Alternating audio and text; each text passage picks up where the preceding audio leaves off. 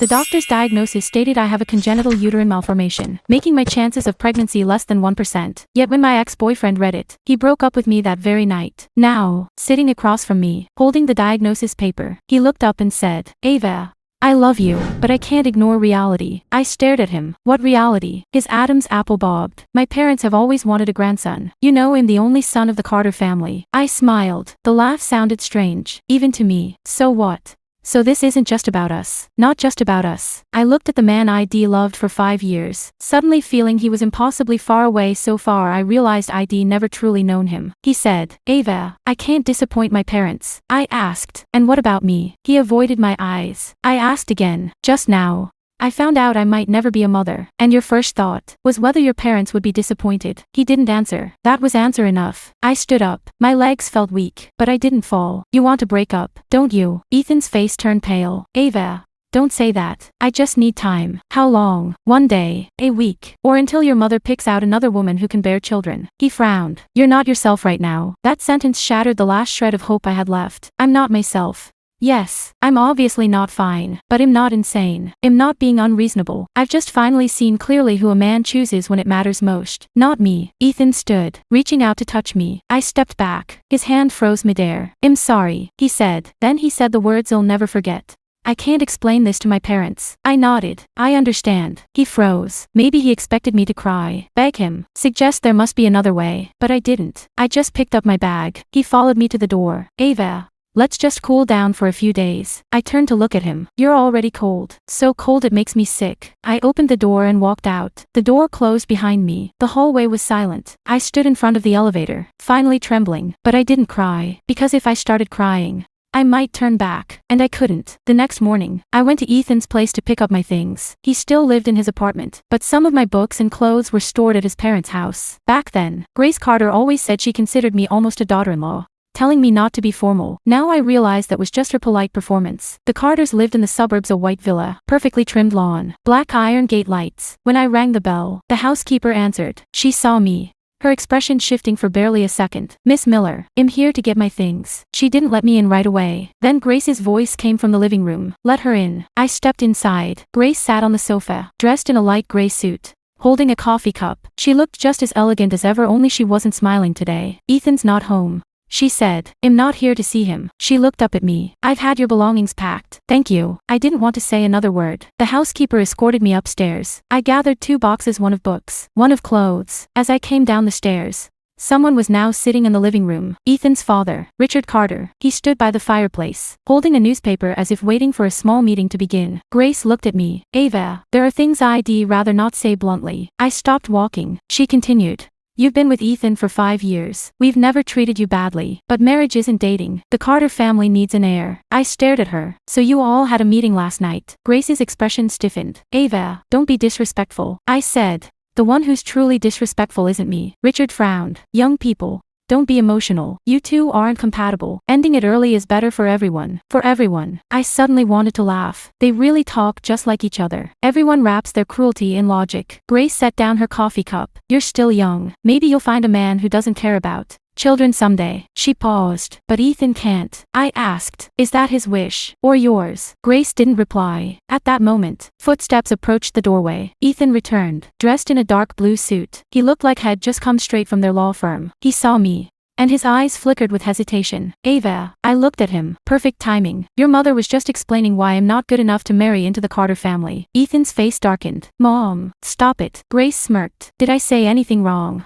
You made the right decision last night. Now don't waver because of guilt." I stared at Ethan. I was waiting. Just one sentence from him. Even one. Say that I'm not the kind of woman he loves only because of the child. Say don't humiliate her like this. Say that our relationship is ours to decide. But he didn't. He simply said softly, "Ava, let's go outside and talk." I shook my head. No need. I pulled out the ring from my bag, the engagement ring he gave me last year. A small diamond set in a platinum band. The day he knelt in the snow and promised to love me forever. I placed the ring on the coffee table. My voice was quiet, but the living room heard it. "You don't need to explain to your parents anymore." I looked at Ethan. "From today on, we have no relationship." His eyes turned red. "Ava, don't do this." I said. I'm just helping you finish your decision. Then I picked up my suitcase and headed toward the door. Ethan caught up with me, grabbing my wrist. Where are you going? Away from here. Where can you go alone? I looked at his hand. 5 years ago, when I first held it, I thought it felt warm. Now I only felt disgust. Let go. He didn't. I looked up at him. Ethan, you no longer have the right to touch me. Slowly, his grip loosened. As I stepped out of the Carter house, it started to rain. I dragged the suitcase to the roadside. The wheels caught on pebbles, screeching loudly. No one helped. No one came after me. I stood in the rain for a few minutes, then dialed Mia Brooks. She's my best friend, a nurse at a hospital in New York. The moment she answered, I heard her voice. Ava, what's wrong? I said, Mia, can I stay with you for a few days? She immediately asked, what about Ethan? I looked back at the white villa behind me. Warm yellow light spilled through the window. That place had almost become my home. No need to mention him. I said, we broke up. There was silence on the other end for 2 seconds. Then Mia said, where are you now? Send me your address. I'll come get you. No need. I'll take a cab. Ava. Her voice hardened. Send me the address. I finally cried, not because of Ethan, but because in this world, at least one person still came rushing to me the moment they heard I'd been abandoned. 3 hours later, I boarded a train to New York. Mia sat beside me, draping her coat over my shoulders. After reading the medical report, she looked at me. I have to be honest, she said. Go ahead. Ethan's a coward. I stared out the window. Rain streaked down the glass, and city lights stretched into long, glowing lines. He said he loved me. Mia sneered. Men are best at saying I love you right before they hurt you. That way, they don't feel like monsters. I didn't argue, because she was right. My phone buzzed. A message from Ethan. Ava. We both need time. I hope we can still be friends. I stared at those words. Friends. He ripped me out of his future with his own hands, then wanted to tuck me into a safe little corner so he could remember me now and then. Feel guilty occasionally. I deleted the message, then deleted his number. Mia saw it but said nothing. The train kept moving forward. I thought the worst was over. I was wrong. 3 days later, I woke up in New York to 5 emails. The first, the design studio canceled my interview. The second, the private residential project was put on hold. The third, an old client said their budget had changed, they no longer needed design services. The fourth, no explanation, just not a good fit. The fifth, the commercial space project ID waited 6 months for. The email was short. Ava. Sorry, we've decided to go with a more stable design team. Best wishes. More stable. I sat in MIA's small living room, my fingers numb. Mia brought coffee out and saw my face. What's wrong? I turned the laptop toward her. She read each email one by one. Her expression darkened. This isn't coincidence. I stayed silent. Of course it wasn't. A recently broken up, ordinary designer wouldn't lose every opportunity in 3 days. Unless someone spoke. Unless someone wanted me erased, not just from Ethan's life, but from my own industry. Mia clenched her teeth. Grace Carter. I stared at the screen. The pain in my chest slowly turned cold and hard. So they didn't just want to reject me. They wanted to crush me. Then a 6th email popped up. No sender name. The subject line. Ava Miller. If you still want to know the truth behind that diagnosis, come alone tonight at 8 p.m. to the cafe on West 42nd Street. I stared at the email. My blood turned cold. What truth could there possibly be in that medical report? I didn't go, at least not at first. Mia stood behind me, arms crossed, staring at the email. This is a trap. I know. Then don't go. I closed the laptop, but it mentioned the diagnosis, so it's even more obviously a trap. Mia said bluntly. She wasn't wrong. Years as a nurse had taught her to see lies, to recognize how people used others' vulnerability as a door. She didn't trust sudden kindness. I didn't either, but I needed to know the truth. That diagnosis destroyed my engagement, ripped off Ethan's facade, and finally gave the Carter family a reason to kick me out. If there's something wrong with it, I must know. At 7:30 p.m.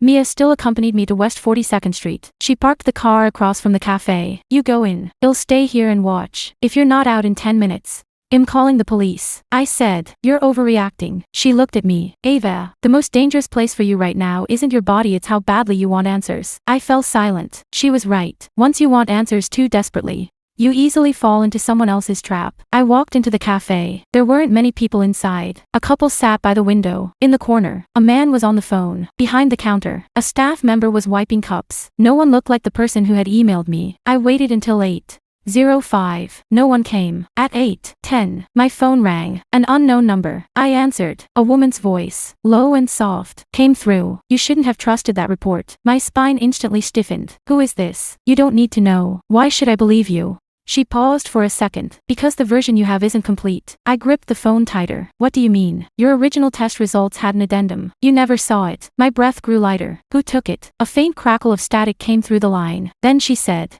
Asked Grace Carter. I stood up, the chair scraping against the floor. Who are you? Really? The line went dead. I called back immediately unreachable. Mia burst in. What happened? I told her everything. Her face darkened. I knew it. Grace is the kind of woman who wouldn't just look down on you. She's done something far worse. We returned to the car. Mia wanted to go straight to the hospital to retrieve records. But it wasn't that simple. The diagnosis had been done at a private hospital in Boston. The hospital wouldn't hand over records to just anyone. Besides, I already had a copy of the report, and to prove it was incomplete, I needed the original documents. Mia said she could ask a colleague. I didn't stop her, but I also knew one thing. Grace Carter was no ordinary mother. She had money, connections, and time. If she'd tampered with anything, she wouldn't have left obvious traces. The next day, I interviewed at a design firm, Last Hope. The company, Northline Interiors, was moderately well known in New York. The job wasn't high-ranking, but it offered enough to start anew. My interviewer was the creative director, Paul Reed. He reviewed my portfolio and seemed satisfied. Your sense of space is strong.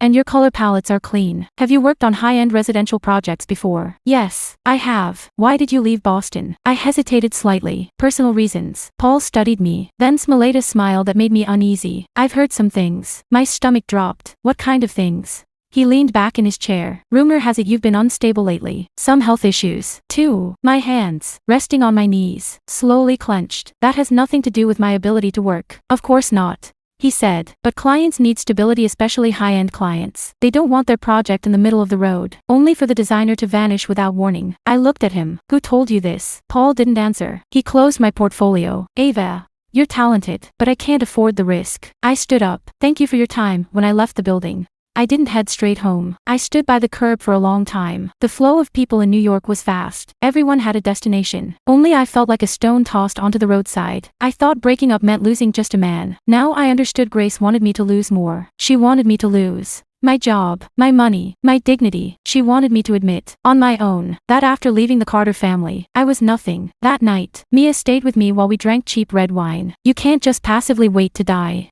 she said. I know, you have to fight back. I stared into my glass. I don't have any proof. Then survive first. Only by surviving can you find the proof. That was brutally realistic and harsh. So I started taking on small freelance jobs, designing interiors for small apartments, repainting restaurant walls, photographing rental units for landlords. The money was little, but at least I wasn't standing still. 2 weeks later, Mia placed an invitation on the table in front of me. Tonight there's an architecture reception. You're going. I glanced at it. Am not in the mood. You don't have the right to talk about your mood. She was blunt. You need clients. You need opportunities. You need people to see you're still alive. Ava, being abandoned doesn't mean hiding. I looked at her. She went on. If you want to cry, go cry at home. But out here you have to stand straight. I went. The event was held in a converted old bank building in Manhattan. High domed ceilings, dark marble floors, the clinking of champagne glasses. Men and women in expensive clothes discussing investments, art, and urban redevelopment. I wore a black dress not for beauty, but because it felt like armor. Mia helped me with light makeup. Remember, she said,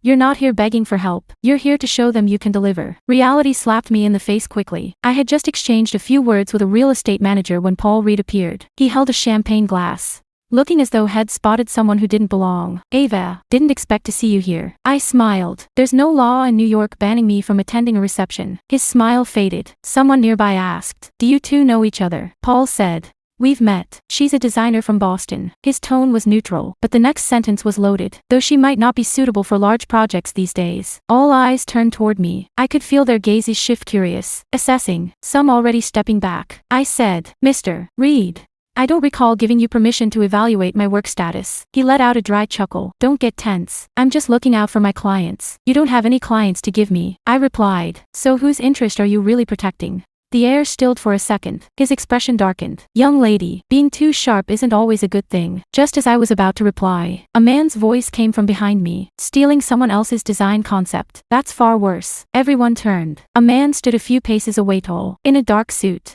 Expression unreadable, voice calm, not raised, but his presence alone changed the atmosphere. Someone whispered, Lucas Bennett. I'd heard that name before. Real estate investor, heir to the Bennett Group, but not just another rich playboy who showed up at parties. Had backed several iconic building renovation projects. Sharp instincts, extremely hard to reach. Paul's face visibly paled. Lucas, he said, what are you implying? Lucas Bennett stepped forward, turning his phone screen toward everyone. The core circulation and central atrium light well design in Northline's Grey House proposal released last month, the same elements from Ava Miller's unpublished concept 2 years ago. Presented in Boston. I've seen the original draft. My heart skipped a beat. That was a conceptual proposal ID once submitted to a client. The project got cancelled. ID thought it had been buried. Paul's face turned red. It's just a coincidence. Lucas stared at him. Coincidence enough to match even the sketch proportions. He wasn't angry, not mocking, yet every word cut like a knife. Several real estate managers nearby immediately pulled out their phones to search. Whispers began to spread. Paul tried to explain. Lucas ignored him, turning instead to me. Miss Miller, would you be willing to send me the original design timeline? I understood what he meant. He was giving me a chance to publicly clear my name. I pulled out my phone, located the cloud backup, and sent it to him. Lucas displayed the timestamp right then and there 2 years ago. Clearly earlier than Northline's proposal. Paul went completely pale. The very people who had just been scrutinizing me now turned their gaze on him. Lucas put his phone away. A person who truly cares about a client wouldn't use stolen work for a project. Paul said nothing. He turned and walked away.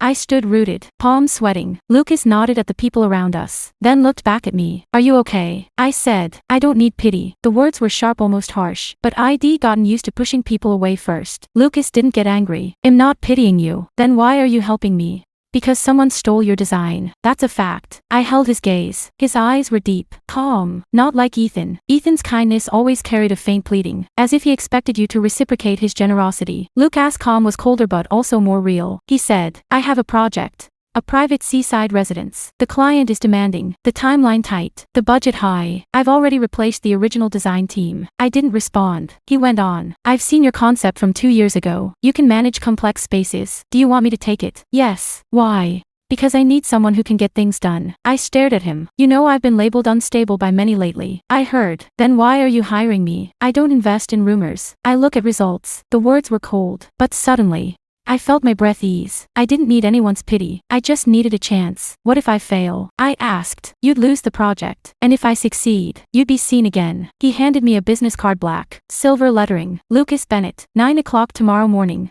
My office. I took the card. At that moment, I had no idea this man would, within months, become the father of my 3 children. The next day, I arrived on time at Bennett Group. Lucas' office was on the 46th floor. Beyond the glass window lay New York skyline and a gray-blue sky. Project materials were already laid out on the desk. He spoke directly. The clients are a retired couple, a seaside residence located on Long Island. They want comfort, quiet, strong natural light, but they've rejected 3 versions already. I flipped through the files. Reason: they thought the space was beautiful, but it lacked a sense of living. I studied the blueprint, because the original design showcased the architect's skills, not the people who would actually live in it. Lucas glanced at me. Go on. I pointed at the drawing. The living room is too large, great view, but feels hollow. The kitchen and dining area are too far apart for daily use. The main bedroom's view is wasted. Worst of all, this house looks like a vacation resort, not a home. Lucas didn't interrupt me. I kept going. 10 minutes later, he pushed a contract toward me. First draft within 7 days. I glanced at the amount. Much higher than I'd expected. Aren't you worried I'll take the money and run? He said. Right now,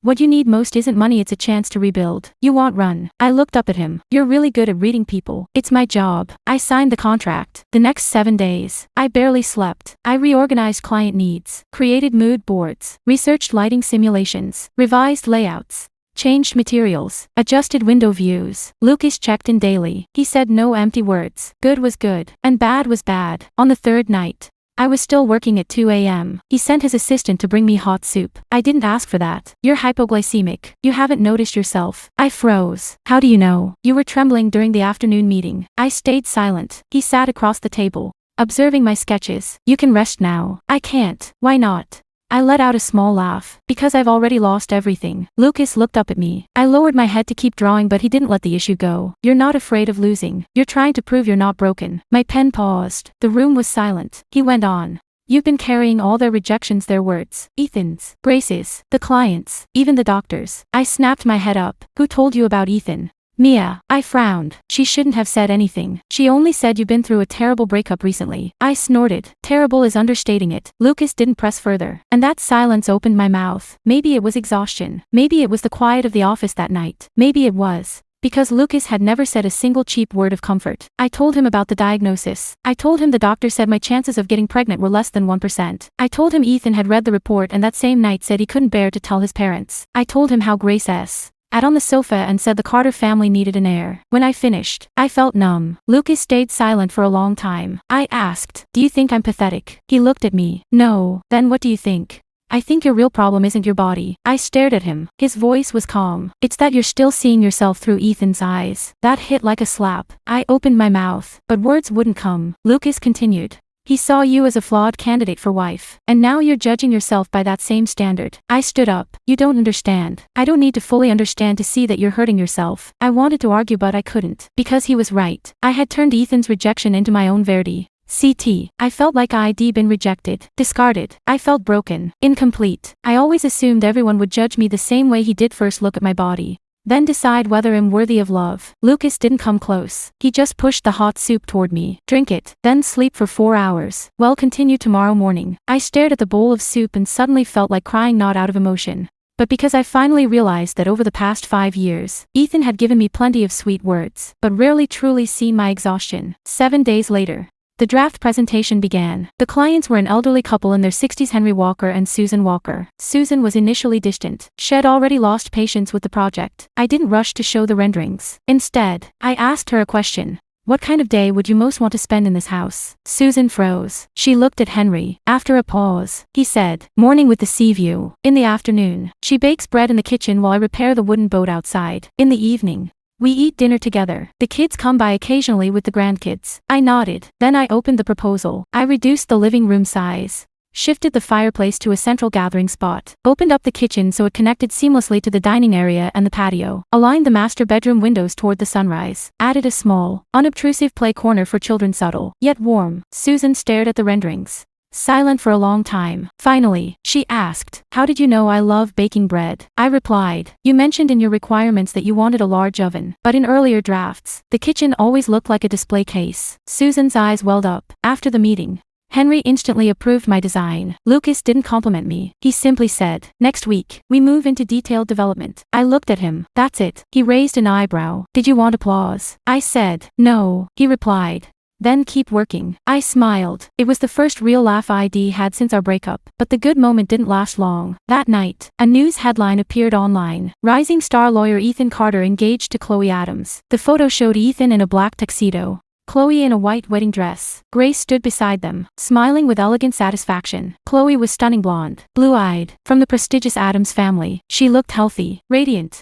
perfectly suitable in every way. Mia saw the news and nearly dropped her phone. He moved fast. I stared at the photo. 3 weeks had replaced me in just 3 weeks. 5 years of love, erased in a blink. Mia watched me cautiously. "Ava, are you okay?" I shut off my phone. "I'm fine." It was a lie, but I didn't want Ethan to control me anymore. I went to the bathroom and splashed cold water on my face. I looked up at the mirror. The woman staring back was thin, her complexion pale, but her eyes no longer looked soft like before. I whispered to myself, "Don't look back." Yet that night, I couldn't sleep. The next day, I pressed on with work. On the 3rd day, I began feeling dizzy. On the 4th, I suddenly smelled coffee in a meeting room and my stomach churned violently. I rushed to the restroom and threw up until tears streamed down my face. Mia said it was likely due to stress. I thought so too. Until the 5th day, during a materials review for the Walker project, my vision went black and I collapsed sideways. Someone called my name. "Ava." I expected to hit the floor, but Lucas caught me. His arms were steady. I heard him say to his secretary, "Call the driver. Go to the hospital." I wanted to say it wasn't necessary, but I had no strength left. After arriving at the hospital, the doctor examined me. I sat in the examination room, my fingers ice cold. That familiar dread returned. The hospital lights, the white walls, the report in the doctor's hands, everything felt like a repeat of 3 weeks ago. I thought she would tell me I had a worse medical condition. The doctor looked at the screen, then at me. Her expression was complex. "Miss Miller, you're pregnant." I thought I'd misheard. "What?" She repeated it. "You're pregnant." The room seemed to empty of sound. Lucas stood behind me, silent. I stared at the doctor. "Impossible," she said. "The test results are clear." My throat went dry, but the doctor said my chance of natural conception was less than 1%. She looked at me. "Low probability isn't 0. My heart began racing. Then she glanced back at the screen. "There's one more thing." I barely dared to breathe. "The current assays Sment suggests there might be more than one embryo." I froze. Lucas' voice cracked for the first time. "You mean?" The doctor turned the screen toward us. "I recommend a more detailed ultrasound as soon as possible. At this stage, we can confirm at least 2. She paused. "Possibly 3. I sat in the hospital corridor, My hand resting on my abdomen. It was flat. There was no visible change. And yet the doctor had just told me there could be 3 children inside. 3. The number was absurd, so absurd that my first reaction wasn't surprise, but fear. I remembered the diagnosis. Congenital uterine malformation, less than 1% chance of natural pregnancy, high risk, possible miscarriage, possible danger to the mother's life. Each word stabbed into my mind like a nail. Lucas sat beside me. He didn't ask if the child was his. He didn't ask what I planned to do. He just said me a cup of warm water. Drink a little. I took the cup but didn't sip. My hands trembled. He noticed, but didn't touch me. He'll arrange for further tests at the hospital, he said. I looked up instantly. No. He looked at me. I need to handle this myself. I know, he said. Then don't decide for me. He paused. Fine, you decide, but I suggest you do the scan today. You need to determine the risks now. His voice was calm. That calm helped keep me from falling apart. If it were Ethan, he'd probably ask who the father was first. Then how his parents would react. The thought crossed my mind, and I immediately felt pitiful. Why was I still comparing Lucas to Ethan? Lucas seemed to read my mind. Don't judge me by how he'd react,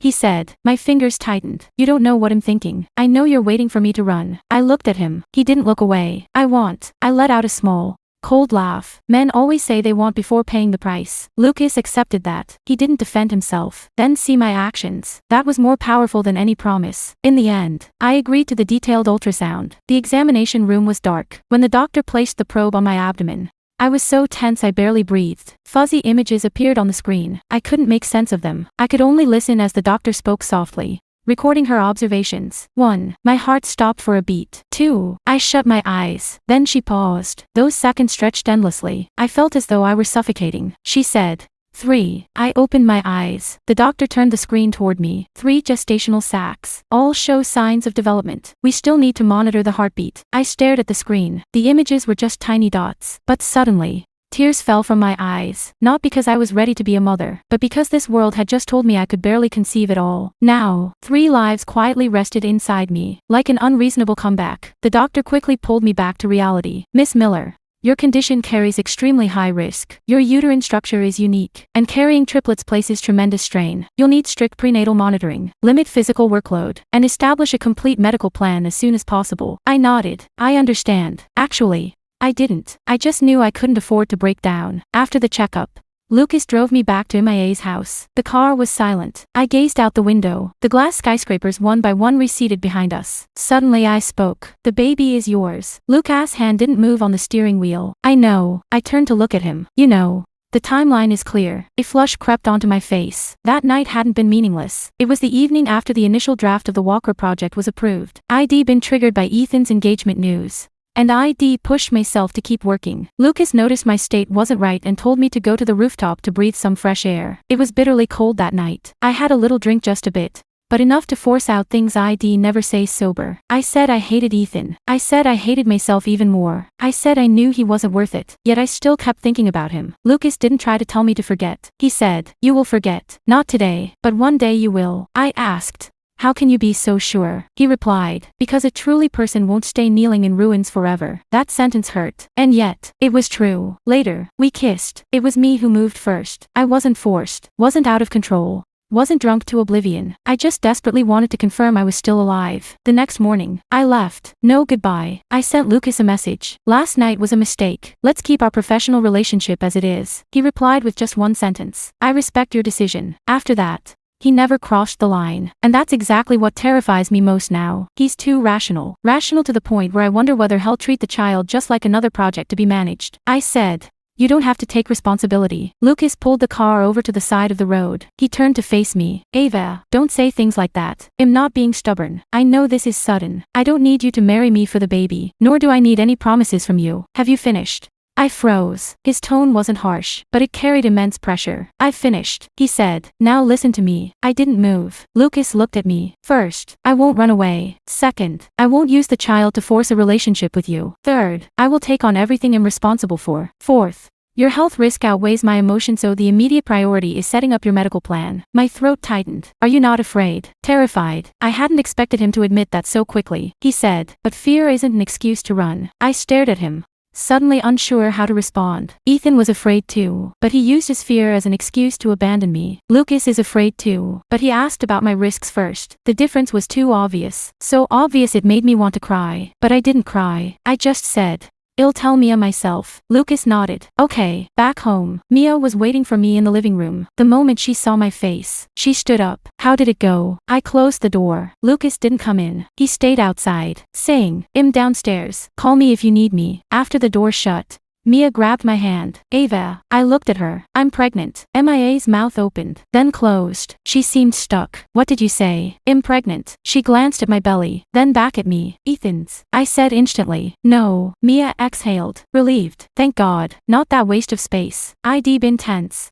But hearing that nearly made me laugh. But then I said, it could be triplets. Mia's expression changed completely. She sat down, then stood up, then sat again. Wait, let me use my nurse's brain, not my friend's. She took a deep breath. Triplets are extremely dangerous in your case. I know. No. You don't. Right now, you only think it sounds like a miracle, but miracles usually come at a price. That was harsh, but I needed that harshness. Mia never lies to me. She said, you need a high-risk obstetrician. You need a full evaluation. You have to cut back on work. No more all-nighters. Stop proving how strong you are with your body. I lowered my head. But I just got a new project. Projects won't give you a medal if you're dead. I stayed silent. Mia sat beside me and took my hand. This time, her voice softened. Ava, I'm not telling you not to have children. I'm telling you to stay alive first. I nodded. That night, I didn't sleep. I sat on the edge of the bed, staring at the new ultrasound report. 3 gestational sacs. I kept rereading those words like reading a stranger's life announcement. The next day, Lucas sent me information about 3 high-risk obstetrics hospitals. No orders, just one sentence. You choose. If you need help booking an appointment,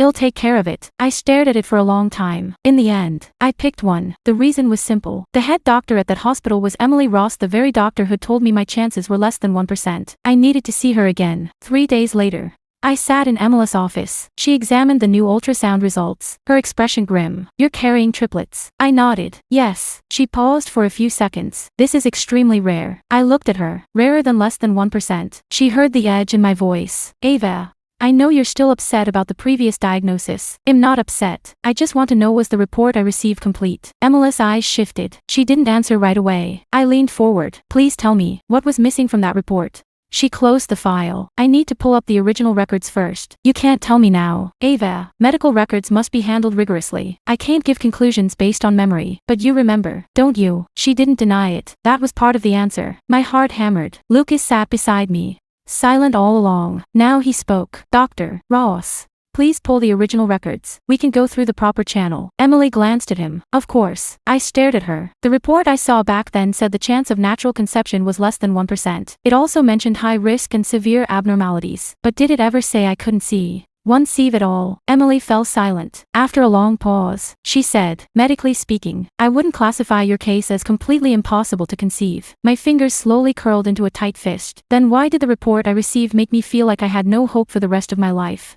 Emily's expression grew complicated. I need to see the actual version you were given back then. I took out the report from my bag, folded and refolded countless times. She took it from me. 1 page, 2 pages, 3 pages. She flipped to the last one, her brows furrowing. 1 page is missing. A ringing noise buzzed in my ears. Lucas' face turned cold. I asked, which page is missing? Emily looked up at me. The addendum. It usually includes further treatment recommendations, follow-up plans, and information about the possibility of natural conception and assisted reproduction. I could hear my own breathing. So the report I saw wasn't complete. Based on the version you just gave me? Yes. I let out a small, cold laugh. It was true after all. The anonymous phone call had been real. The report I received was incomplete. Someone showed me only the most desperate parts. Someone wanted me to believe my life was already broken. Who could have removed that page? Emily said, according to protocol, no one should be able to alter or split your report without authorization. I'm asking who had the power to do it. She didn't answer. At that moment, Lucas asked a more direct question. Did Grace Carter contact this hospital back then? Emily's eyes shifted slightly just for a split second.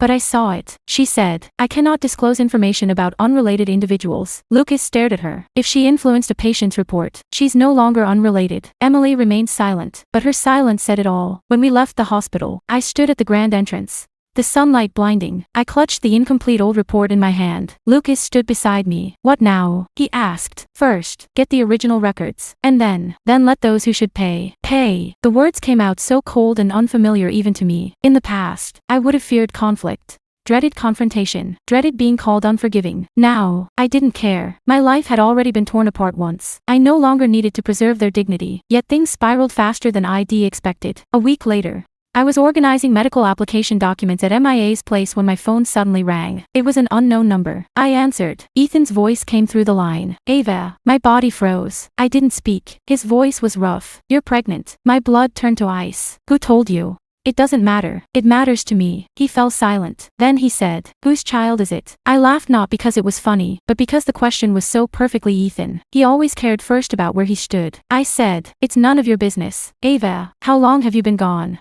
I gripped the phone tighter. We broke up. So you're already with someone else. You got engaged 3 weeks ago. Do you really have the right to ask me that? The line went quiet. I continued. Ethan. You're not calling to care about me. You're checking whether I'm making you look like a fool. His breath deepened. Why didn't you tell me you could conceive? I closed my eyes. This sentence was even more disgusting than whose child is it? What did I tell you? He said. The report you showed me said it was nearly impossible for you to be pregnant. Yes. And you broke up with me the same night. Ava, if I'd known there was still a possibility, maybe I won't have what? I interrupted. Won't have ditched me so quickly. Or won't have made me go through more tests. Waited until you were sure I was still useful. Then decided whether to marry me. He didn't answer. I opened my eyes and looked at the report on the table. Ethan. I'm busy right now. Don't call me again. Wait. His voice suddenly dropped low. Did my mom ever reach out to you? My chest skipped a beat. Why do you ask that? She has a copy of your report in her study. Silence filled the room. Mia looked at me. I turned on speakerphone. Ethan continued.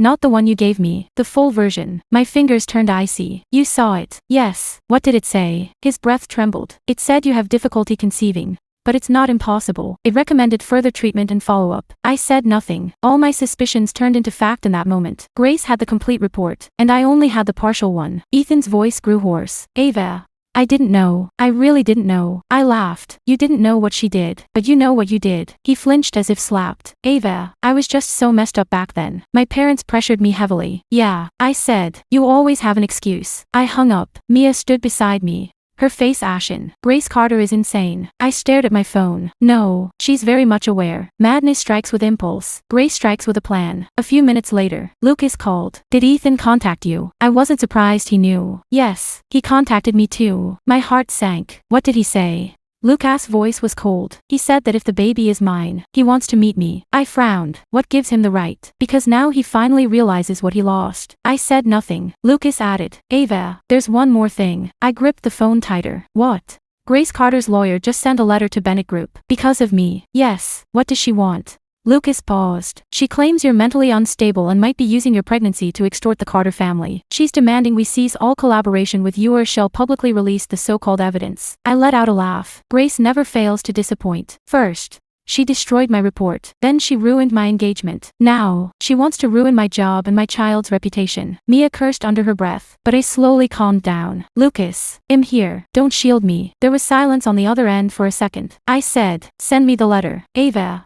I can handle this. No. I looked at the old report on the table, then at the new ultrasound scan. One said I was nearly impossible to conceive. The other showed 3 gestational sacs. 2 sheets of paper side by side like evidence fate had handed me. She came after Meso. I'll answer her. Lucas said. How do you want to respond? I stood up and walked to the window. The sky over New York was gray. But suddenly, I wasn't afraid anymore. I want to see Grace. I said. Mia immediately snapped. Are you crazy? I ignored her. On the other end of the phone, Lucas' voice turned quiet. Ava. You're carrying triplets. That's exactly why I have to see her. Why? I looked at my reflection in the glass pale face. Thin frame. But my eyes were clear. Because I want to ask her myself. Ask what? I spoke slowly. Deliberately. When you took the last page of my report all those years ago, did you ever think I'd come back, with 3 children, to confront you? Silence fell on the other end. After a few seconds, Lucas said, I'll go with you, just as I was about to respond. My phone vibrated again. A new email appeared, no sender name, just like the first one. Subject, short and cold, don't go see Grace. She's already prepared a second fake report. After the email appeared, I didn't speak right away. Mia reached for the phone, glanced at it, and her face darkened. A second fake report. Lucas asked from the phone, what does the email say? I read the subject aloud. The line was silent for 2 seconds. Then he said, don't go see Grace. I looked out the window. Of course I'm going. Ava, but not the way she expects. I wasn't the woman kicked out of the Carter house 3 months ago. Back then, I only left with a suitcase. Now things are different. I have my children. I have evidence. And I have someone who's pushing me to the edge. I can no longer respond to corruption with decency. Lucas arrived at MIA's place quickly. He brought a lawyer, Daniel White, a man in his 40s. Few words. Sharp eyes. After reviewing the anonymous email, the old report, the new medical records, and Grace's legal notice, Daniel said, she wants to do 2 things. First, paint you as emotionally unstable. Second, tie your pregnancy to the Carter family and imply you're trying to blackmail them. Mia scoffed. Disgusting. Daniel showed no expression. Very common. She knows the real issue is the old report. So she'll attack Ava's character first. I asked, and what about this second fake report? Daniel looked at me. It could be a psychological evaluation, or a modified medical statement. I'll argue you misinterpreted the original reporter, that you have a tendency to exaggerate. I placed my hand on my stomach. She's really prepared everything. Lucas looked at Daniel. Can we stop her? No. Not completely, Daniel said, but we can make her pay the price. We need the original medical records and proof that Grace accessed the hospital files. Mia immediately said, I'll check it out. Daniel glanced at her. You can't get the data illegally. Mia gritted her teeth. I know. Suddenly, I remembered the anonymous phone call. That woman had said, ask Grace Carter. She knew something. She wasn't just trying to scare me. I opened my inbox and replied to the anonymous email. Who are you? If you want to help me, send me proof. I hit send. 10 minutes passed with no reply. 20 minutes later, my phone vibrated once. The message sent just one sentence. 3 years ago, the Carter Family Foundation donated money to the obstetrics department at St. Anne Hospital. Look into Grace Carter and Mark Ellis. Mark Ellis. I said the name out loud. Mia immediately looked up. I know this name. He used to be the administrative director at St. Anne. Then he suddenly quit. Lucas looked at Daniel. Daniel nodded. This is the entrance. That night, we didn't sleep. Lucas' team checked public records of the Carter Family Foundation. Daniel dug into Mark Ellis' dismissal details. Mia contacted former hospital colleagues, asking if anyone remembered my case. I sat on the sofa, watching them work. For a moment, I felt like I was standing right at the center of a storm. 3 months ago, I thought my life was over because of a diagnosis report. Now I realized that report wasn't fatigue, it was a weapon. The next morning, Ethan called again. I didn't answer. He sent a text. Ava, I want to see you. I can give you the full report. I stared at the message. Lucas, sitting beside me, saw it. Do you want to see him? I said, yes. Lucas didn't object. He just asked, why? He has the report. Or maybe Grace sent him to test you. I looked at him. Do you really think Ethan has that kind of mind? Lucas gave a faint smile. No. I smiled too. Then I felt sad. Ethan wasn't a schemer. He was just a weak man. And weak people could hurt more than villains, because they always believe they're innocent. The first agreed to meet Ethan, but the location was Daniel's Cala Public Cafe. Daniel sat nearby. Lucas waited in the car. I didn't want Lucas to come in. This was my reckoning with the past. When Ethan arrived, had lost a lot of weight. His suit was still well fitted, but dark circles shadowed his eyes. He sat across from me, and his first words were, are you okay? I looked at him. Don't ask pointless questions. His face paled. I know you hate me. You're wrong. I said, I don't have the energy to hate you. That was more painful than hatred. He lowered his head and pulled out a manila folder from his briefcase. This is a copy I took from my mother's study. She kept the original. I opened the folder. Inside was a complete report. My name, examination date, diagnosis description, and a page I had never seen before. Additional notes. Spontaneous conception is extremely unlikely, but not impossible. Further evaluation of uterine structure is recommended, along with treatment consultation and regular follow-up. If pregnancy occurs, full specialized obstetric monitoring is required. My eyes fixed on those lines. Each word was clear. Not impossible, not a death sentence, not completely hopeless. But 3 months ago, the report I got didn't include this page. I looked up at Ethan. Did you see this page back then? He shook his head. No, I swear I didn't. Your oath means nothing. Tears welled in his eyes. Ava, I really had no idea what my mother did, but you know what you yourself did. He gripped the coffee cup tightly. I know. His voice trembled. I've been thinking every day, what if I hadn't said those words? Would we have ended up like this? I looked at him coolly. No. He froze. I said, even if the report had been complete, you would have hesitated. You'd have asked the doctor if there was a more accurate result. You'd have asked your parents what they thought. You'd have questioned whether this would affect your life. Ethan, you weren't fooled by a single page of paper. You walked away yourself. He didn't argue this time. After a long silence, he said softly, the baby is Lucas. Yes. His shoulders seemed to collapse. Do you love him? I thought for a moment. I trust him. Ethan let out a bitter smile. You used to trust me too. So now I'm more careful. He stared at my abdomen, the outline still barely visible, but his expression had changed. Regret, jealousy, resentment all tangled together. What if I told you I'd accept these 3 children? I almost laughed. Listen to yourself, Ava. I didn't mean it like that. You did. You think you're offering grace when you say you'll accept them. He opened his mouth,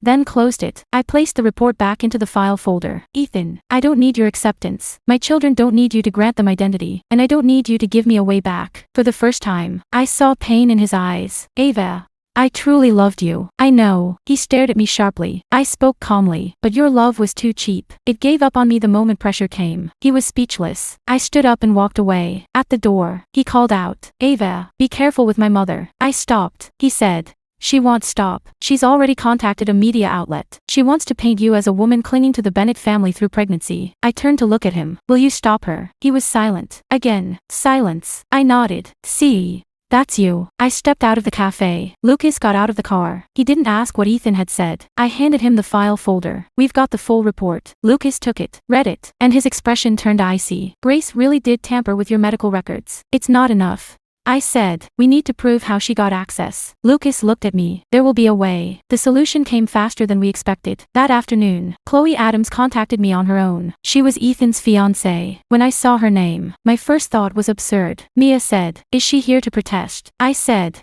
not necessarily. We met in a hotel lobby. Chloe wore a light beige coat, her hair neatly pulled back. She was beautiful and unervingly composed. When she saw me, her gaze swept over my face, then lingered on my belly. No hostility, more like scrutiny. After she sat down, her first words were, Ethan still loves you. I said, that's your problem, not mine. She blinked slightly, then smiled. You're even more direct than I imagined. I don't have time for games. Chloe looked at me. Grace pushed me to marry Ethan quickly. Congratulations. I don't want to marry him anymore. Her words made me look up. From her bag, she took out a USB drive and placed it on the table. This contains partial correspondence between the Carter Foundation and St. and Hospital, including emails from Mark Ellis. Grace really did ask the hospital to send her the risk description about you. My hand didn't reach for it immediately. Why are you giving it to me? Chloe's expression turned cold. Because I realized I was also part of her plan. She needed Adam's family money and connections. She didn't care who Ethan loved, or who I was. She only wanted a daughter-in-law who could bear children, bring profit,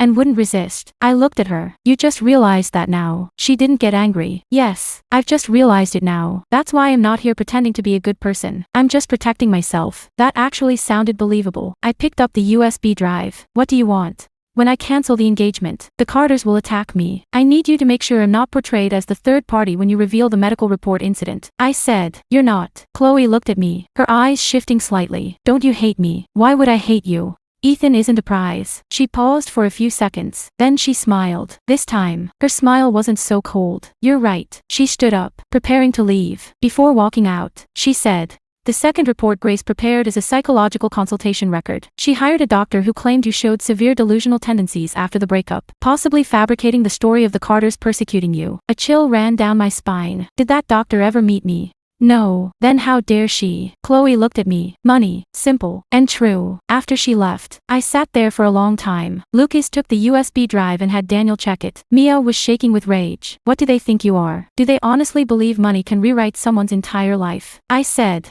they've always thought that way. That night, Daniel confirmed the USB drive contained valuable information. It included emails from 3 years ago, in which Grace, under the guise of supporting women's reproductive health projects, had contacted Mark Ellis, the administrative director of St. Annis. One email read, per your request, I've extracted the key risk pages from Ms. Miller's case file. The full records are only for internal backup. Grace's reply was brief. Ensure she sees only what she's supposed to see. I stared at those words. Ensure she sees only what she's supposed to see. So my suffering was just a file processing procedure in her eyes. I didn't cry. I just felt a coldness spreading through my body. Lucas closed the laptop. That's enough. Not enough, I said. He looked at me. I said, I want her to admit it herself. Daniel objected. Too risky. Mia also opposed. You're pregnant. This isn't the time for a direct confrontation. I knew the risks, but Grace was good at escaping blame. The emails could be mistook. The reports could be attributed to hospital procedures. The psychological evaluation could be claimed to be ignorant. I wanted her to say the truth when she thought she had already won. In the end, the plan was set for the Carter family residence. Ethan would step forward, saying he wanted to discuss the engagement. Chloe would also attend. I wouldn't go alone. Lucas would be with me. Daniel arranged a legally sound recording method. The process only required consent from those present. Ethan agreed. Chloe agreed. I agreed. Lucas agreed. Grace wouldn't know. The day I went to Carter's house, I wore a loose black dress. 3 months ago, ID also left from here. It was raining then. I dragged my suitcase away, with no one seeing me off. Today, the sun was bright. Lucas stood beside me, nervous. He asked, scared. You can still leave now. No, I regarded the white villa ahead. I'm not here to ask for justice from them. I'm here to take back what they owe me. The door opened. Grace sat in the living room. She saw Lucas, and her expression visibly flickered. Then she saw me and her gaze turned cold. Ava, you shouldn't be here. I sat down. I thought the same, but you never stopped. Grace turned to Ethan. You arranged this. Ethan didn't look at her. Mom, we need to talk. Chloe sat on the other side, expression calm. Grace quickly regained her poise. Fine, let's talk. Ava, how much money do you want? Lucas' eyes turned icy. I raised a hand, signaling him not to speak. I looked at Grace. Do you really think I came here for money? Isn't that why? Grace gave a slight, mocking laugh. You carried a Bennett child, now dredging up the past. You want to position yourself as a victim and get more. The past, I repeated. You mean you took the last page of my report? Grace's eyes narrowed slightly. You have no proof. I pulled out copies from my bag and placed them on the table. The full report is in Ethan's hands. The email is with Chloe. We know Mark Ellis' name too. Grace's face finally changed, but she quickly smirked. Even with a complete report, what does it prove? You were high risk. The odds of pregnancy were less than 1% fact. Fact, I said, but not the whole truth. She leaned forward. Does that matter? Ava, you weren't good enough for Ethan then and you're not now. Ethan snapped his head up. Mom. Grace ignored him. She stared at me, voice low and cruel. The Carter family would never marry a woman who might malfunction at any moment. You couldn't provide a stable home. You couldn't guarantee an heir. I was just helping Ethan see reality. I listened, and strangely, my heart grew calm. So you admit you deliberately made me see an incomplete report? Grace paused, just for a second. That was her only mistake. She was too confident. She still thought this was her home, that everyone still feared her. She said, I just wanted you to know when to step aside. Silence fell. Ethan's face turned completely white. Chloe squeezed her eyes shut. Lucas stood up. His voice was ice. That's enough. Grace finally realized something was wrong. She looked at us. What did you do? Daniel walked in from the doorway. He said nothing else. Just, Ms. Grace Carter. This conversation has now been legally recorded. We'll proceed through legal channels afterward. Grace's face turned pale as stone. She turned to Ethan. You betrayed me. Ethan looked at his mother, really looked at her for the first time. You destroyed her. Grace stood. I was protecting you. Ethan's eyes were red. No, you were controlling me. Grace slapped him across the face. The sound was sharp and loud. Ethan didn't dodge, didn't fight back. I watched, feeling no satisfaction, only a delayed moment of clarity. The real problem in their family had never been me. I was just one more person they swallowed up. Lucas helped me up. Ava, let's go. I nodded, but as I took a single step, a sudden, searing pain struck my abdomen. I froze. Lucas immediately turned to me. What's wrong? I wanted to say it was nothing. Then warmth spread between my legs. MIA's warning exploded in my mind. I looked down. The black dress hid the color, but I knew exactly what it was. Blood. Lucas' face changed instantly. He scooped me up without hesitation. To the hospital. I gripped his sleeve, voice trembling. The baby. He held me tightly. Look at me. Don't think about anything else. Grace tried to speak from behind. Lucas turned sharply. His gaze was icy. If anything happens to her or the baby, it'll make the Carter family pay a price you can't survive. The car raced forward. I lay in Lucas' arms, clutching my abdomen. I wasn't afraid of Grace, not of Ethan, not of the media, but in this moment, I was terrified, almost unable to breathe. I had just reclaimed the truth. I couldn't lose the baby so soon. At the hospital, the doctor wheeled me into the examination room. The lights were blindingly white, just like the day I first received my diagnosis. Doctor's voice echoed. Prepare for monitoring. Contact high-risk obstetrics. Record blood loss. Lucas was blocked from entering. The door closed just as I saw him standing there, face pale, eyes locked onto mine. I wanted to tell him I was fine, but I couldn't speak. The exam lasted forever, long enough that I felt time had fractured. Finally, Emily came to my side. Her expression was grave. Ava, right now, all 3 fetuses are still present, but your condition is unstable. I closed my eyes. Tears slipped down my temple. Still there. That was enough. But then Emily's next words sank my heart once more. We must now discuss the most difficult decision ahead. I opened my eyes. She was staring at me.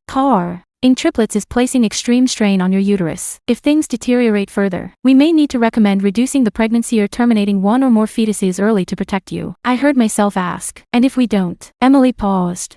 Just for a second. Both you and the babies could be in danger. That night, I didn't go home. The doctors advised hospitalization for observation. The room was silent. Lucas sat by my bed, gripping the risk assessment document the doctor had given him. Head read it 3 times. Each time, his expression grew colder. I knew he wasn't cold toward me. He was holding it in, restraining his emotions. Mia stood by the window, eyes red, mouth tight. I told you not to meet Grace. I looked at her. Now it's too late to blame me. I know it won't help, she said, turning toward me. But if I don't scream at you, I'm afraid I'll cry. I stayed silent. Lucas laid the paper down. The doctor will arrange a multidisciplinary team consultation tomorrow. For now, well, here are the options. He used we, not you. Not I'll handle it for you. That word welcomed me just a little, but the real fear wasn't in anyone else's words. It lived inside me. I could feel my abdomen tightening faintly. Each tiny twinge was a reminder.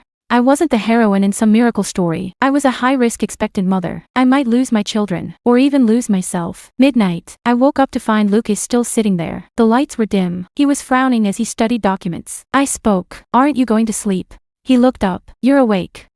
He poured me water and helped me sit up. His movements were steady. I took a sip. Lucas. If the doctors say we have to give up one of them, what would you think? He didn't answer right away. I stared at him. Honestly, he said, I'd be in pain. My heart clenched. Then he continued, but I wouldn't make that pain yours. I looked at him. He went on. Your body has to bear everything. The final choice is yours. What I can do is make sure I gather all the information, prepare every medical resource, and stand beside you to face whatever comes. I lowered my head. What if I make the wrong choice? No one can guarantee every choice will be right. Then what? Admit it's hard. Then make the most responsible choice you can today. I let out a small laugh. You're always so calm. No, he said, looking at me. I just know it's not my time to break down yet. That sentence made my throat ache. Ethan had crumbled under one single report years ago. Lucas now, facing the risks to 3 children and to me, still stood firm. The difference between people isn't how beautifully they speak, but who remains standing when pressure arrives. The next day's consultation was direct. All 3 embryos were currently developing, but my uterus wasn't ideal. As pregnancy advanced, the risks would only rise: possible bleeding, premature birth, restricted fetal growth,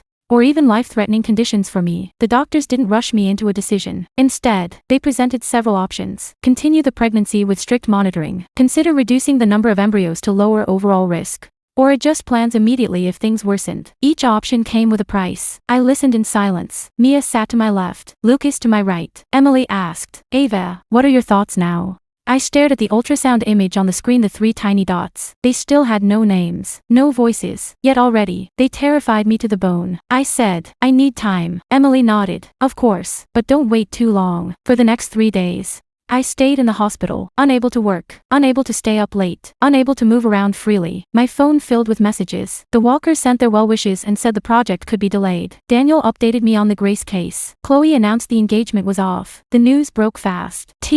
The Carter family claimed it was due to incompatible personalities. Chloe didn't give them any grace. She released a public statement. I won't enter a family that treats women as mere vessels for reproduction and instruments of profit. She didn't mention my name, but everyone knew she meant me. The Carter family panicked. Grace's lawyer tried to bury the story, but Daniel had already submitted evidence of medical interference. The INT renal investigation at St. and Hospital was launched. Mark Ellis was found. He initially denied everything. Then Daniel showed him emails and transfer records. He began to crack. Grace's second psychiatric report was exposed too. That doctor had never even seen me, yet wrote that I exhibited delusional tendencies and emotional instability. Daniel reduced that report to ridicule with just one sentence. Doctor, are you diagnosing her without even seeing the patient? The other person remained silent. The tide of battle had turned. Yet, I didn't feel as triumphant as I'd imagined, because my body wouldn't let me feel joy. Every news update came with the doctor's reminders. Ava, don't get emotional. Ava, rest. Ava, your top priority right now is stability. I finally realized that fighting back wasn't about burning myself to ashes. That wasn't strength, it was another form of self-destruction. On the 4th evening, Ethan arrived at the hospital. Lucas had originally refused to let him in. I said,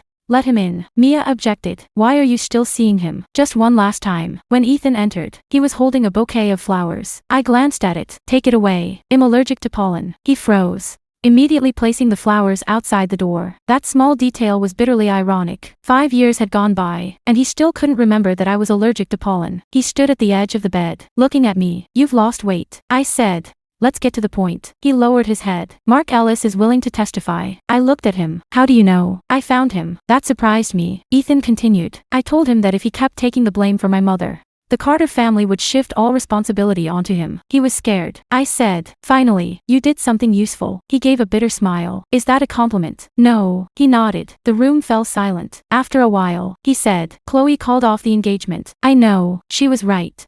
He whispered, "We treated women like tools." I didn't respond. He looked at me. "Ava, was I like that back then?" The question arrived too late to matter. I said, "You were kinder than Grace, but your fundamental logic was the same." His face turned pale. I continued, "You never wanted to control me, but you assumed I had to meet your family standards, healthy, able to bear children, respectable, not causing trouble. As soon as I didn't fit, you walked away." His eyes reddened. "I was so weak back then." "Not back then." I said, "You've always been weak." I just finally saw it. He stood rooted in place. After a long pause, he pulled a tiny voice recorder from his coat pocket. "This is a recording of my conversation with my mother last night. She admitted contacting Mark Ellis. She also admitted arranging the second report. I didn't take it right away."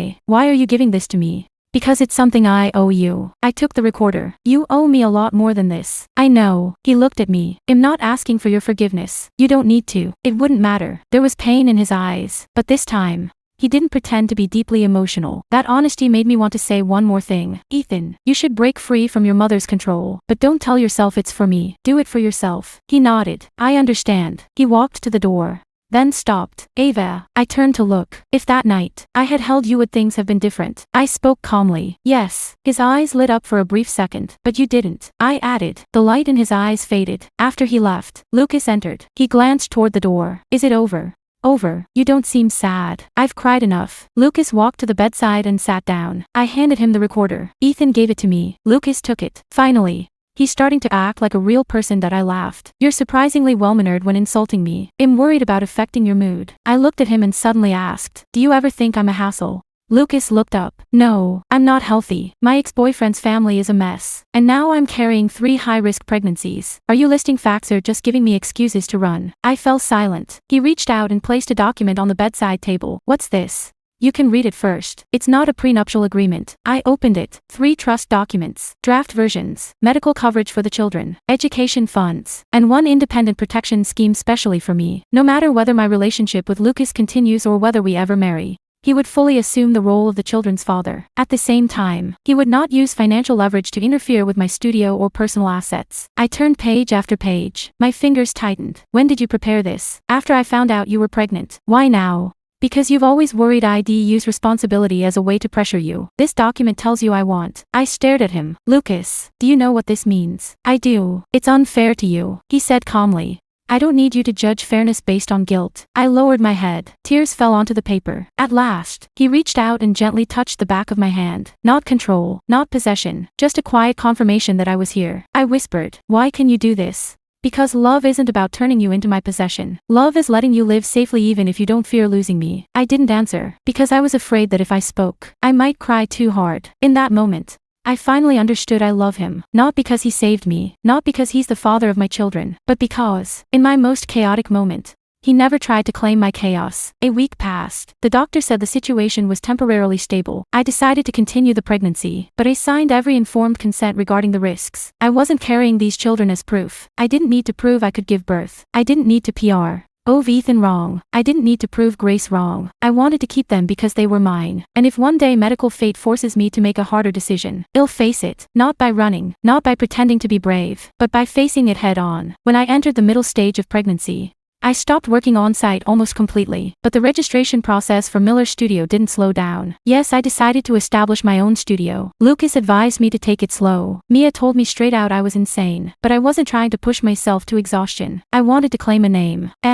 No longer dependent on Northline, no longer dependent on Carter, no longer dependent on Bennett. Miller Studio, with my surname. The Walker family insisted on waiting until I completed my project. Susan messaged me weekly to check on me. She said, "The house can wait. You and the babies come first." I didn't reply for a long time, because I realized the people who truly respect you never ask you to trade your health for value. But that's exactly what I used to do, exhausting myself to win approval. Grace's investigation progressed quickly. Mark L. is eventually testified. He admitted Grace had secretly contacted him, asking him to give me only partial information, no full disclosure. The hospital publicly apologized. Involved parties were suspended. Grace tried to deny everything, but Ethan's recording, Chloe's email, Mark's testimony, everything was piling up against her. The Carter family's reputation began to crumble. Richard Carter tried to cut ties with her. Ethan left the family law firm. Chloe's family withdrew their partnership. Grace tasted, for the first time, the thing she feared most. Loss of control. Yet when these news reached me, the triumph felt less sharp. All I cared about now was daily checks. Whether the 3 children still had heartbeats. Whether they were growing. Whether I bled today. Whether I had contractions.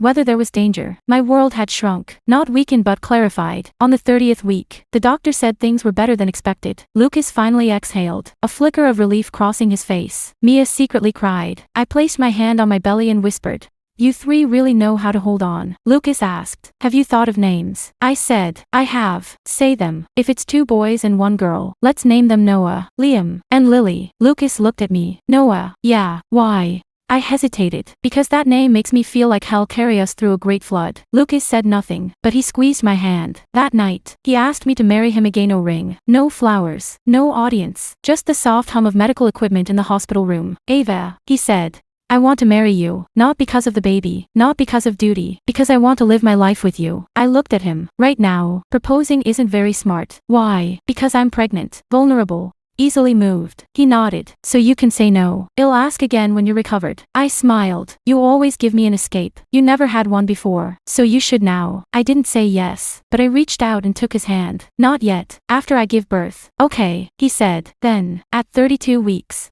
the unexpected came. That morning, I was jolted awake by sharp, intense pain. At first, I thought it was just regular contractions, but the pain quickly grew faster and more frequent. I pressed the call button. Nurses rushed in. Lucas rose from his chair. I clutched the sheets, too breathless to speak in full sentences. "Lucas," he took my hand. "I'm here." The doctor arrived quickly. The monitor's beeping grew urgent. Someone said the fetal heart rate was unstable. Another said to prepare the operating room. Emily stood beside me, speaking fast but clearly. "Ava, we may have to deliver the baby now." My mind went blank. Now, yes, but they're still so small. But waiting longer increases the risk. Lucas leaned close, his eyes red, voice steady. "Ava, look at me. You've made it to 32 weeks. You've done so well." I shook my head. "I'm afraid. I am too," he said, "but we'll go through it together." Nurses pushed the bed toward the operating room. The white lights overhead passed slowly, one after another. At the end of the corridor, Mia came running, hair messy, eyes red. "Ava." I tried to focus. She reached my bed. "You come back. Do you hear me?"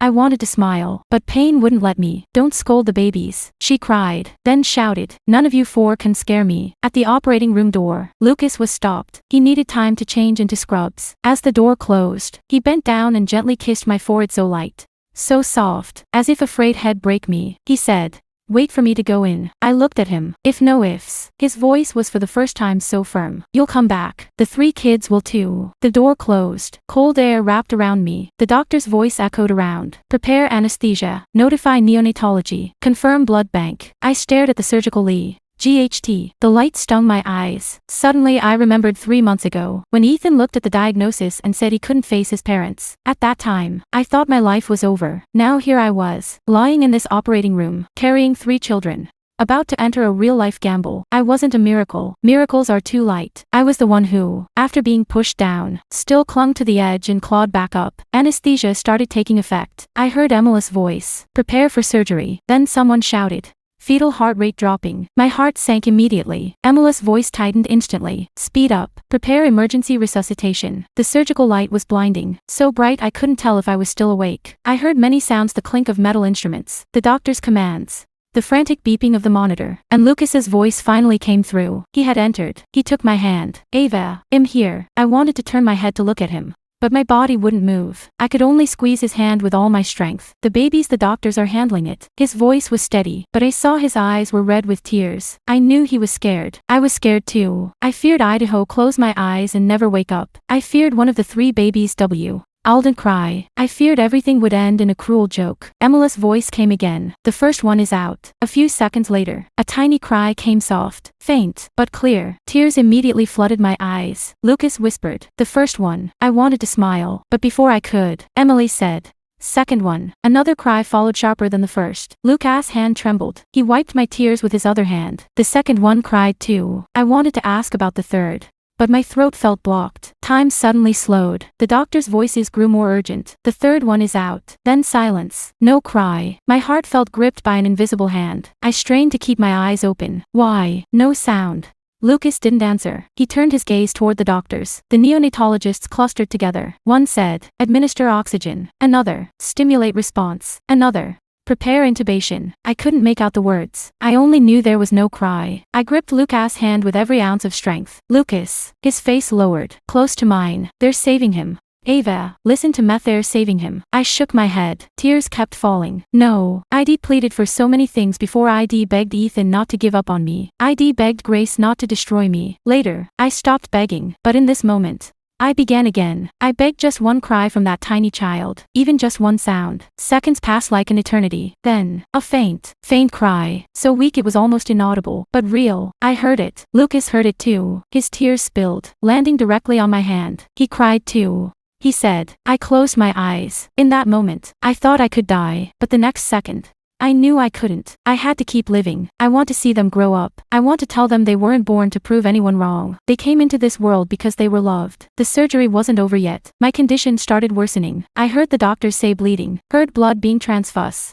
Ed, heard the emergency resuscitation. Lucas' hand never left mine. He kept calling my name. Ava, don't sleep. I was so tired enough to just sink down. But he kept calling. Again and again. Ava, look at me. I forced my eyes open. His face was blurry yet clear. He said, "They're all alive. You have to stay alive too." That sentence pulled me back from the edge of darkness. I don't know how long the surgery lasted. All I know is that when I woke up again, the sky outside was a grayish-blue dawn. The hospital room was quiet. My throat was dry and sore. Needles were in my hands. My body felt like it had been run over by a truck. Lucas sat by my bed. His hair was messy, his jaw covered in stubble, and his shirt was crumpled beyond recognition. This was the first time I'd ever seen him so disheveled. When he saw me open my eyes, he froze for a breath. Then he took my hand. His voice was hoarse. "Ava." I opened my mouth. "The babies," he said. "They're all alive." My tears came instantly. All of them. All of them. 2 boys, 1 girl. They're in the NICU. The doctors say they're tiny, but their conditions are stabilizing. I closed my eyes. Names, Lucas whispered. Noah, Liam,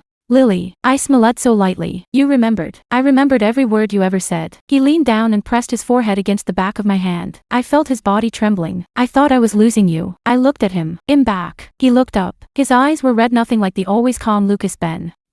Never scare me like that again." I was weak, but I still said, "It's not something I can control." He closed his eyes. "I know." I looked at him, and suddenly, I felt safe. 3 months ago, I laid bare my most vulnerable truth in front of Ethan. He left. Now, in the operating room, I nearly lost all control. Lucas didn't leave. He stayed. That's the answer. I spent a long time in the hospital. The 3 babies stayed too. Noah was the quietest. Liam cried the most. Lily was the youngest, but also the most stubborn. The doctor said she was the most at risk at first, but then recovered the fastest. Mia came to visit them every day. She'd lean against the outside of the incubator, ready but insisting, "You 3 better behave. Your mom's already exhausted enough." I laughed at her. She glared. "And you don't think just because you've given birth you can go straight back to work?" I couldn't. My recovery was slow. My scar hurt. My legs hurt. I had to learn how to hold them. Sometimes I'd wake up in the mid-glee of the night, suddenly terrified, afraid this was all a dream. Afraid the doctor would come in the next moment and say something had gone wrong. Lucas always sensed it. He never said, "Don't be afraid." Instead, he'd say,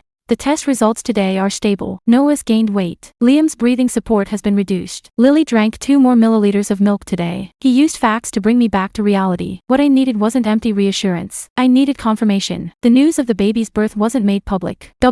He told very few people, but the Carter family was completely thrown into chaos. Grace was removed from the foundation. The investigation report from St. Anne Hospital was released. The report revealed procedural violations. Patient records were accessed by unauthorized personnel. Mark Ellis admitted to accepting bribes. The doctor who wrote the fake psychological report was suspended and under investigation. Grace remains free for now. The wealthy always have lawyers to delay justice, but the one thing she values most is gone: her reputation, her power. Ethan. The Carter family is no longer a lofty stage from which she could judge others. After leaving the family law firm, Ethan came to the hospital once. Lucas didn't want him to see me. I said, "It's fine." This time, he didn't bring flowers. He stood at the doorway of the room, looking years older. "I just wanted to know if you and the children are safe." I said, "We're safe." He nodded, his eyes red. "Can I see them?"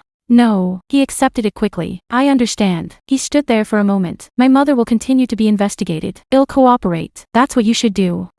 He looked at me. Ava.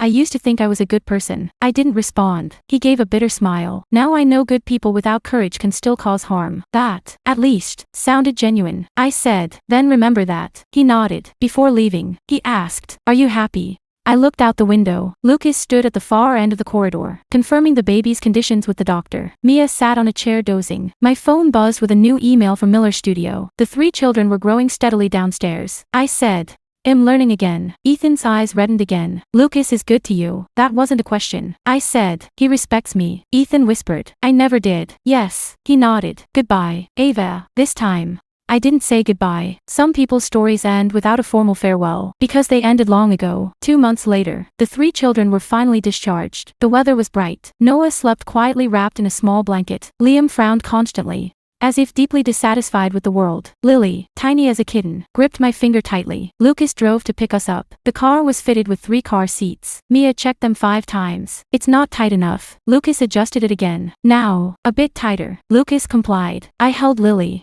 watching the 2 of them carefully studying the car seat, and chuckled. Mia turned around. Why are you laughing? Because you're like the commanding officer. I am. Lucas nodded seriously. For now, she really is. Mia nodded in satisfaction. On the ride home, I gazed at the 3 small children in the back seat. Lucas drove steadily. The streets of New York sparkled in the sunlight. Suddenly, I thought of that rainy night when I took the train out of Boston. Back then, I believed I had nothing left. Now I'm weary. My body still aches. The future will certainly be messy, but I'm no longer empty. I have 3 children, friends, a career, a person who won't abandon me in the storm, and myself. That's the most important. Half a year later, Miller's studio officially opened. I didn't hold a big event, but more people came than I'd expected. The walkers arrived. Susan hugged Lily tightly, refusing to let go. Chloe came too. She cut her hair short, making her look sharper than ever. She gave me a bottle of champagne. You can't drink it now, but you can keep it on display. I still know how practical you are. She smiled. I prefer people who are alive to be practical. She didn't reunite with Ethan. They didn't speak again. She began managing an arts fund for the Addams family,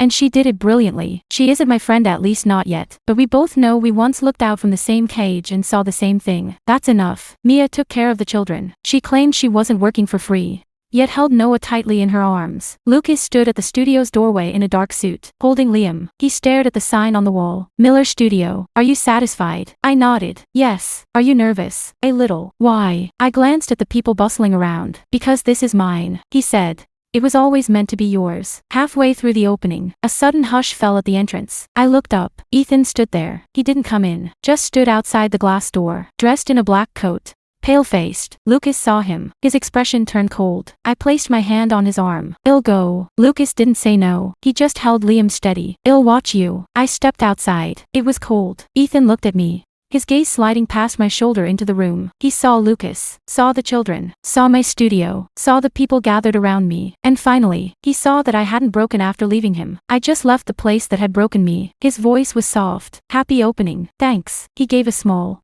quiet laugh. I'm not here to bother you. I just wanted to see for myself. See what? See you doing well. I didn't speak. He said, I used to think you'd struggle without the Carter name. I looked at him calmly. I did struggle. His face paled. I continued, but not because I didn't have the Carter name. Because the Carter name hurt me. Pain flashed in his eyes. I know. The wind blew. I pulled my coat tighter. Ethan said, my mom's leaving New York. The investigation isn't over, but she's already lost so much. That's her problem. I left the family law firm, too. I joined a small firm, handling regular cases now. I nodded. That's good. He looked at me. Don't you have anything you want to say to me? I thought. So many things. Words I'd once wanted to scream, to demand answers, to cry, to make him regret it, to make him feel how much I'd suffered. But now, none of it mattered. So I said, Ethan, never call weakness loyalty again, and never call selfishness realism. His eyes turned red. I'll remember. Anne, I said, looking at him, don't come looking for me again. His body stiffened. Then he nodded. Okay. He gave me one last look. Ava,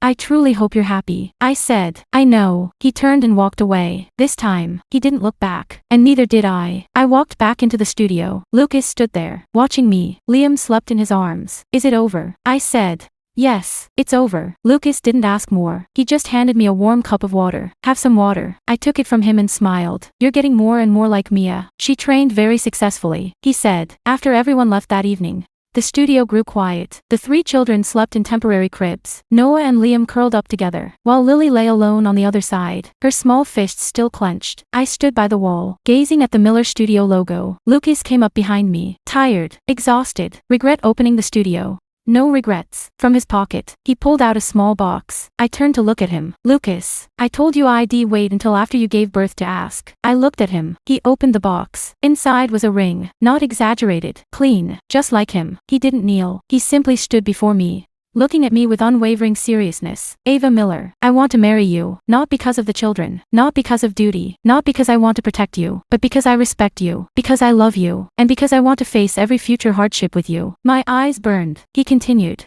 You can say no. You can even make me ask again later. I looked at him. Why do you always give me the right to say no? Because you must know you have a choice. I reached out my hand. Then I choose you. Lucas' expression froze for a second like had finally understood. Then he slipped the ring onto my finger. It fit perfectly. He leaned down and kissed me softly, gently, without urgency, without possession. The 3 children slept soundly beside us. City lights filtered through the glass. At that moment, I didn't think about Ethan. I didn't think about Grace. I didn't think about that diagnosis report. I only thought about myself. I had almost believed I was broken. I had almost believed a woman's worth could be measured by a medical report, a marriage contract, or a family's standards. I was wrong. The truly broken aren't those who can't bear children. It's those who measure people by reproduction, by profit, by appearances. That diagnosis report didn't sentence me to death. It simply ripped off the masks of others. Ethan showed me cowardice. Grace exposed control. Chloe taught me that clarity often comes too late but still matters. Mia reminded me that real friends will pull you up from the ground and